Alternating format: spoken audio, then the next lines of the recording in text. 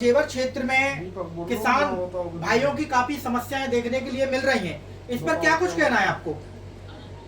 पहले मैं आप सभी का बहुत बहुत धन्यवाद करती हूँ कि मीडिया के माध्यम से किसान की आवाज को उठाने का आप लोग काम करते हैं। मैं ठाकुर गीता भाटी, भारतीय किसान यूनियन महासभा की राष्ट्रीय अध्यक्ष। मैं बताना चाहूंगी कि जेवर के जितने भी किसान हैं, क्योंकि आपको पता है अधिग्रहण चल रहा है उधर, भाई जेवर एयरपोर्ट के लिए जमीनें अधिग्रहण हुई, अब और जो सोसाइटियों के लिए और अपना जो भी इन्हें कंपनियों के लिए भी अधिग्रहण कर रहे हैं, लेकिन समस्याएं जस के तस बनी हुई हैं। जो आज से 15 साल पहले थी वही समस्याएं आज भी हैं। ना ये उनका 64% दे रहे हैं, ना उनका जो किसी का मूल मुआवजा भी नहीं दिया, किसी को प्लॉट नहीं दिया, किसी की नौकरियां नहीं दे रहे हैं। जो युवा बच्चे हैं वो बेरोजगार हो रहे हैं। जब जमीनें चली जाएंगी तो बच्चा क्या करेगा? बेरोजगार होगा। तो जो स्थानीय युवा हैं उनको रोजगार भी नहीं दे रहे हैं। तो इन सब चीजों की समस्याएं जस के तस बनी हुई। बात रोजगार से आती है, जैसा कि जेवर क्षेत्र में एयरपोर्ट बनकर तैयार है और यहाँ का जो लोकल युवा है और वो रोजगार के लिए ही तृप्त है, परेशान है। यहाँ पर रोजगार क्यों नहीं मिल पा रहा और संगठन जो किसान संगठन है युवाओं के लिए आवाज क्यों नहीं उठा पा रहे हैं? वजह है इसकी, जिस समय अथॉरिटी ने जमीनें अधिग्रहण करी थी एयरपोर्ट के लिए, उस समय ये वादा किया था, डीएम से लेके सभी अधिकारियों ने, किसानों को, जनप्रतिनिधियों ने संतुष्ट किया था मिलके कि आप हमें जमीनें दोगे और यहाँ एयरपोर्ट आएगा तो आपके सभी बच्चों को रोजगार मिलेगा। लेकिन विडंबना ये है कि रोजगार तो मिल रहा है उसमें, लेकिन स्थानीय लोगों को नहीं मिल रहा है। बाहर से ला कर लोगों को रोजगार दिया जा रहा है। जब यहाँ के व्यक्ति जाते हैं तो उन्हें तो उठा करके पता नहीं कहाँ गायब कर दिया जाता है युवाओं को, क्योंकि वो अपनी रोजगार की मांग पूरा करने के लिए कह रहे हैं कि भाई आपने वायदे किए थे।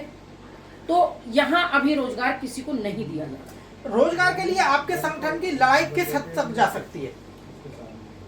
हम किसी भी हद तक जा सकते हैं। युवा अगर हमारा साथ दे तो हमें कोई प्रॉब्लम नहीं है, चाहे हमें सभी उन पे कंपनियों पे तालाबंदी करनी पड़े, क्योंकि जितना इन्होंने वायदे किए थे 40% कोटा स्थानीय युवाओं के लिए होगा, बाकी 60% में और विभाग के और लोग होंगे और योग्यता के अनुसार रोजगार होगा। लेकिन आज किसी कंपनी में आप चले जाओ तो वो क्या कहते हैं, पहले 200 किलोमीटर का आधार कार्ड लाइए तब आपको रोजगार दिया जाएगा। यानी एक 420 का मुकदमा उस बच्चे पे पहले ही हो गया।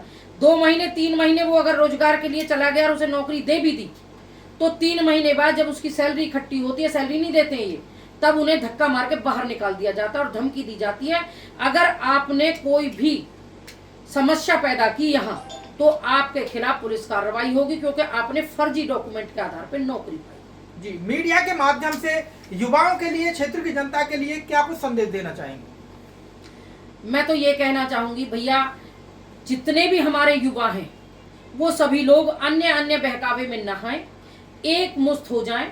भारतीय किसान यूनियन महासभा की तरफ से मैं वायदा करती हूँ, आप जहाँ कहोगे दिन वहाँ कहूंगी मैं भी दिन, और जहाँ रात कहोगे वहाँ रात कहूंगी। आपके रोजगार के लिए अंतिम सांस तक लड़ाई लड़ेंगे, लेकिन इसमें क्षेत्र के सभी युवाओं को, सभी किसानों को साथ देना पड़ेगा। यूनियन की अगर बात करें तो अपने जिला गौतम नगर में भी एक यूनियन की भरमार सी बढ़ रही है, बाढ़ आई हुई है। क्या कुछ है यहाँ ऐसा जो यूनियन दिन पे दिन बढ़ती नजर आ रही है?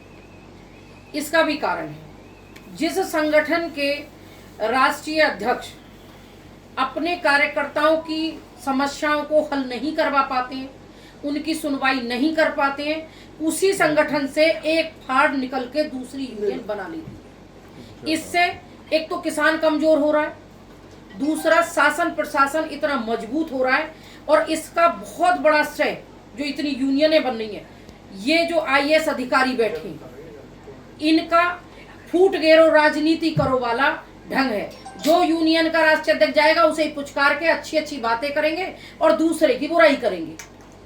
आपके सब काम होंगे, उसके कुछ नहीं होंगे। इस तरह की जो ये फूट गेरो राजनीति है, इसका बड़ा कारण है। तो देखने को ये भी मिलता है यहाँ कोई ना कोई यूनियन अपने धरना प्रदर्शन करती है, देखने को मिलता है एयरपोर्ट पे रोजगार को लेकर के।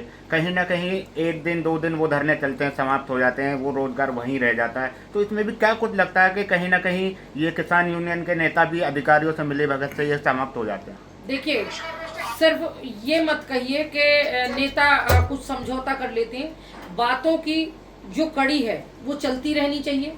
किसी भी प्रदर्शन का एक महत्वपूर्ण अंग होता है कि भाई जब आप 100% मांगे हमारी पूरी नहीं कर सकते तो उसमें कम से कम 50% मांगों पे जब सहमति बनती है तब कोई धरना समाप्त होता है।